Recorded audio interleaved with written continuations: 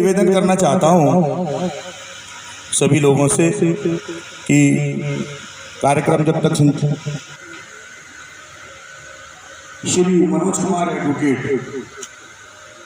बताता रहे कि आप हमारे अतिथियों का स्वागत करने के लिए कितने उत्सुक और उत्साहित हैं। आगे श्री रमेश चंद्र एडवो कहेंगे। इधर सर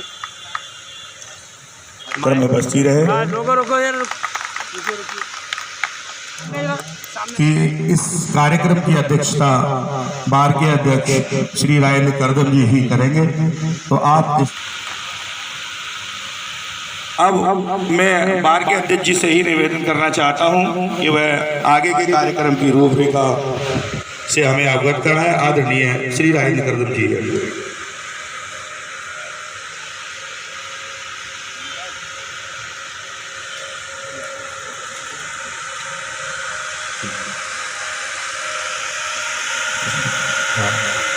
मैं नाम लूंगा, बहुत देर हो जाएगी। हमारे जो साथी सभी हैं एक एक करके निर्देश हुआ है कि बाबा दीवाल सिंह जी जो कि ग्रेटर आगरा बार के प्रेसिडेंट हैं वह आए और हमारे जज साहब और बार काउंसिल के चेयरमैन साहब का आप स्वागत करना चाहते हैं। आर के नीलम जी जनरल सेक्रेटरी अम्बेडकर बार। हमें अगर अनभिज्ञता हो, हमारी जानकारी में ना हो, कोई भी स्वेच्छा से हमारे सम्मानित अतिथिगण का स्वागत कर रहा है तो वह स्वेच्छा से करते हैं। हाथ लगा लीजिएगा। देखिए आप सामने देखिए, सामने चल युवा संघ जितने वरिष्ठ हैं सभी हाथ लगा लीजिएगा। देखिए आप सामने देखना है आप लोग। निवेदन है कि कार्यक्रम में पधारे हमारे जो सीनियर एडवोकेट से निवेदन है आप स्वतः चले आएं, संकोच न करें। जिला जज का जी का स्वागत ओमकार सिंह करना चाहते।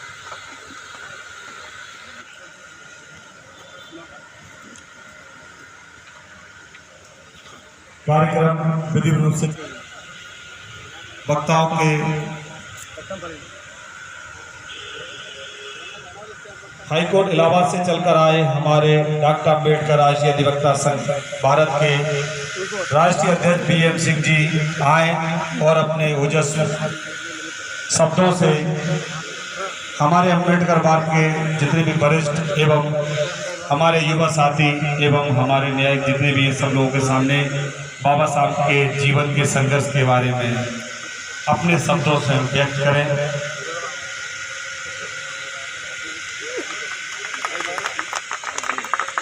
ताली के साथ स्वागत किया जाए उनका।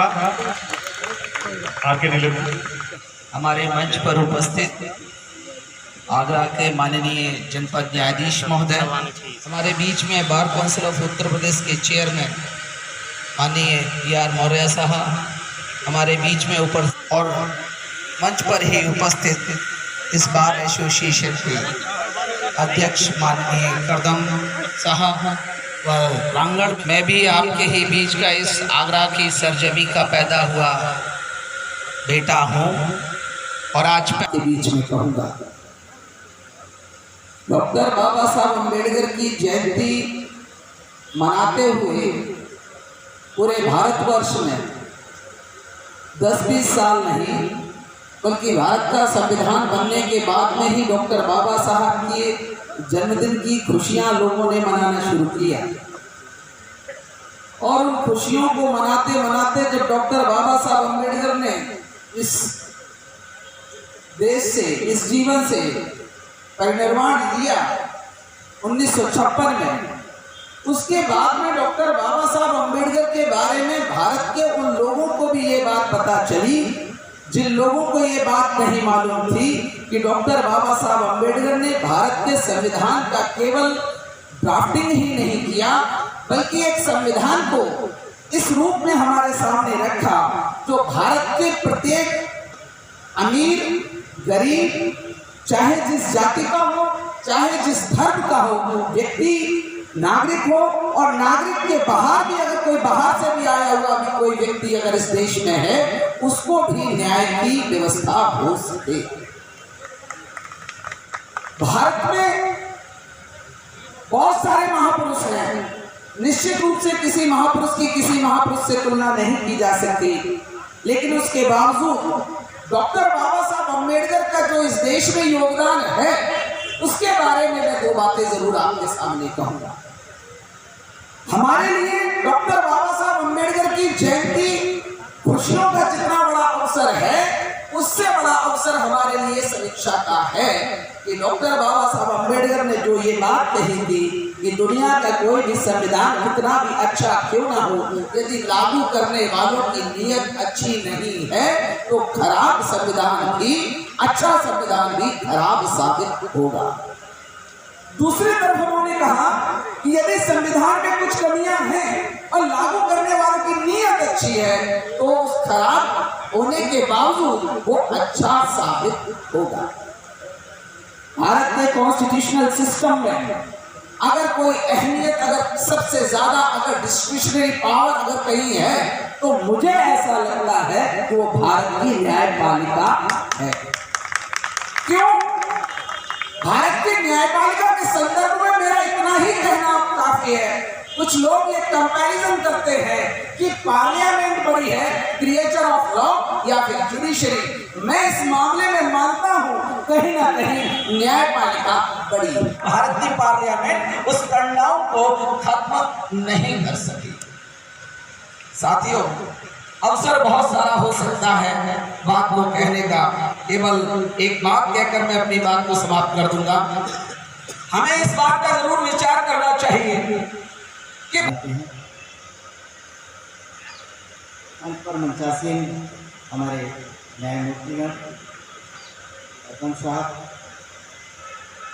जैन सिंह, जिन्होंने अभी बड़े अपने भावनाएं जो व्यक्त की है और उन्होंने बहुत अच्छी बात कही है कि डॉक्टर बी आर अम्बेडकर के संबंध में उनका क्या सोच था, जिसकी वजह से पूरी दुनिया में लोग उनकी चर्चा करते। भारतीय संविधान की संरचना की उन्होंने ये सोच करके और उन्होंने मानव गौतम बुद्ध के जो प्रिंसिपल थे, पंचशील थे, उनको भी ध्यान में रखते हुए उन्होंने ऐसे संविधान की संरचना की जिसे सभी भारत के सभी लोगों के सभी तबकों के लिए महत्वपूर्ण भूमिका अदा करती है। और इसलिए क्योंकि बहुत से धार्मिक हमारी पुस्तकें हैं, भेदभाव हो सकता है, लेकिन हमारे जो भारतीय संविधान की संरचना हुई है वो ऐसा हमारा राष्ट्रीय धर्म ग्रंथ है जिसे राष्ट्रीय धर्म ग्रंथ के रूप में पूजना चाहिए। और उनके जो बताए हुए सिद्धांत में जो है संरक्षण प्राप्त हुआ है वो वास्तव में धार्मिक ग्रंथ के रूप में पूजनीय है। हम समझते हैं ऐसे धर्म ग्रंथ की संरचना करने वाले डॉक्टर बी आर अम्बेडकर, जिन्होंने देश के लिए बहुत अमूल्य चीज दी है, वो उन्होंने वो बड़ी ही मार्मिक पुस्तकें लिखी हैं और बहुत सी चीजें समाज को दिया है जो वास्तव में कानूनी है। के साथ है अभी तक अच्छा है। बाबा साहब की तरह हम भी जब तक किताब के साथ हैं तभी हम अपने संस्थान को बचा सकते हैं, और यदि किताब से जितना दूर हम होते जाएंगे उतना ही दूर हमारा संस्थान हमसे दूर होता चला जाएगा। हमारे और आपके परसेप्शंस में अंतर हो सकता है कि मेरा विचार किसी और आपके विचार से किसी मुद्दे पर अलग हो, परंतु विचार अलग हो सकता है, परंतु हमारी और आपसे कोई आपसी कोई अलगाव नहीं है। हमने देखा है कि हमारे संसद में जब संविधान बनाया गया तो अलग अलग तरह के लोग थे, अलग अलग तरह के, जहाँ जमींदार थे वहीं गरीब लोग भी थे, और जहाँ दक्षिण के लोग थे वहाँ उत्तर के लोग भी थे, परंतु उसके बाद भी इन सभी विचारों का सम्मान किया गया। मैं चाहता हूँ कि हम सब भी उसी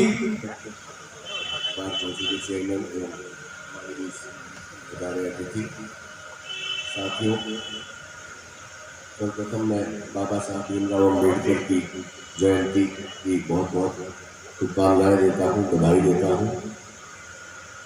मेरे लिए व्यक्तिगत रूप से यह सौभाग्य का विषय रहा है कि वर्ष 2016 में जब मैं आगरा आया था तब से मैं अम्बेडकर बार एसोसिएशन के इस कार्यक्रम से जुड़ा हूँ और सतत रूप से निरंतर मैं एडीजे रहा या जिला जज हूँ आमंत्रित करते रहे और सक्रिय भागीदारिता उन्होंने मुझे इस कार्यक्रम में प्रदान की, गौरवान्वित किया। बाबा साहब के बारे में मेरे पूर्व ओजस्वी वक्ताओं ने बहुत कुछ कहा है। बाबा साहब के चरित्र के विषय में या उनके व्यक्तित्व के विषय में कुछ कहना सूरज को दिया दिखाने के समान है। सभी जानते हैं कि बाबा साहब ड्राफ्ट कमेटी के चेयरमैन थे और संविधान की संरचना में उनका अमूल्य योगदान रहा। विश्व के जितने विकसित देशों के जितने संविधान थे उन सभी का गहन सूक्ष्म अध्ययन करने के उपरांत सभी की जो अच्छी सभी संविधानों के जो अच्छे तत्व थे, जो हमारी सोशल इकोनॉमिक कंडीशंस के हिसाब से अडॉप्ट किए जाने योग्य थे, सभी को अडॉप्ट किया गया एवं उनका ऐसा सम्मिश्रण तैयार किया गया कि जो आज लगभग 73 वर्ष पश्चात भी, जबकि हमारी, जैसा मुझे याद आता है मैंने पिछली बार भी कहा था कि सक्सेस किसी के अधीन नहीं होता, किसी धर्म की कुछ कमी या कुछ विसंगतियाँ हो जाती हैं जिस कारण एक प्रतिभावान व्यक्ति कभी कभी आगे नहीं बढ़ पाता। लेकिन बाबा साहब अम्बेडकर इसका अपवाद है, जैसा कि पूर्व वक्ताओं ने बताया। बाबा साहब अम्बेडकर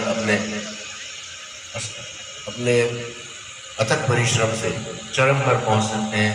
तो मैं ये कहता हूँ कि हमारे में से, हमारे समाज में जिन लोगों को कहा जाता है कि वो, और आगामी सभी पदाधिकारी एक एक कर आप मनोज कुमार एडवोकेट हमारे चेयरमैन बार काउंसिल को बाबा साहब का चित्र भेंट करेंगे और हाजी आगामी भेंटकर्ता गोपाल जी, यस, वरिष्ठ अधिवक्ता पूजनीय बाबूजी श्री मना कर रहे हैं। अब मेरा देखिए, आप आप देखिए, संजय सिंह देखिए आप। एडवोकेट से निवेदन है, अतिथि बचा नहीं इसलिए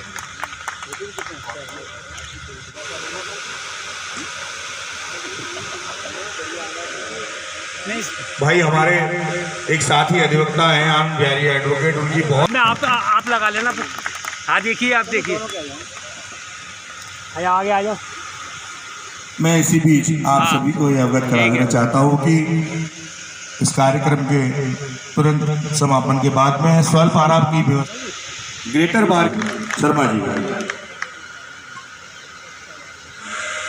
जो उन्होंने नींव रखी थी उसको मैं भी और मेरे अन्य साथी भी आगे बढ़ाने में आपका सहयोग करेंगे। इन्हीं शब्दों के साथ आपका पुनः धन्यवाद। जय हिंद, जय भारत, जय भीम। आज हम और आप परम पूज्य बाबा साहब की 132वीं जयंती माननीय जनपद न्यायाधीश महोदय के विशेष योगदान से और बार और बेंच के सम्मानित सदस्य, बार और बेंच में जो सामंजस्य होना चाहिए वो देखने को मिल रहा है और बार और बेंच संयुक्त रूप से परम श्रद्धेय बाबा साहब का ये कार्यक्रम किया है। इसके लिए मैं बहुत धन्यवाद माननीय जनपद न्यायाधीश महोदय जी को देना चाहूंगा तो उनका बहुत विशेष योगदान इसमें रहा है। बार काउंसिल उत्तर प्रदेश के चेयरमैन माननीय पी.आर. मौर्य जी को मैंने एक फोन किया, मेरा एक फोन से उन्होंने मेरा निमंत्रण स्वीकार कर लिया। इस कार्यक्रम में उपस्थित रहे, उनको भी मेरी तरफ से बहुत बहुत धन्यवाद। परवन न्यायालय के न्यायाधीश, उनको भी मेरा बहुत बहुत धन्यवाद और आप सभी को बहुत बहुत धन्यवाद। इन्हीं शब्दों के साथ आज का ये कार्यक्रम समापन की ओर ले जाता हूँ, क्योंकि हमारे जनपद न्यायाधीश महोदय को किसी विशेष कार्यक्रम में जाना था तो समय का अभाव था और मैं उन लोगों से क्षमा प्रार्थी हूँ तो मैं उनको मंच पर बुला के उनके दो शब्द नहीं कहलवा पाया, उन सबको मैं क्षमा प्रार्थी होते हुए इस कार्यक्रम को समाप्ति की ओर ले जाते हुए सभी को धन्यवाद। जय भीम। ये है कि हमारे सम्मानित डिस्ट्रिक्ट गेस्ट माननीय जज साहब का और सभी लोगों को बहुत ही सम्मान के साथ में आप स्वल्पाहार ग्रहण कराएंगे, डिसिप्लिन बनाए रखेंगे और उसके बाद में हमारे जो बार के सम्मानित सदस्य हैं यानी सभी सम्मानित अधिवक्तागण हैं वह बारी बारी से स्वल्पाहार की बहुत ही प्रचुर मात्रा में उपलब्धता है, बस क्रमबद्ध तरीके से आप लेते रहेंगे और जिससे कार्यक्रम का डेकोरम बना रहे और अनुशासन बनाए, कार्यक्रम की शोभा भी बनी रहे। इसी के साथ बहुत बहुत धन्यवाद आप सभी का धन्यवाद। कार्यक्रम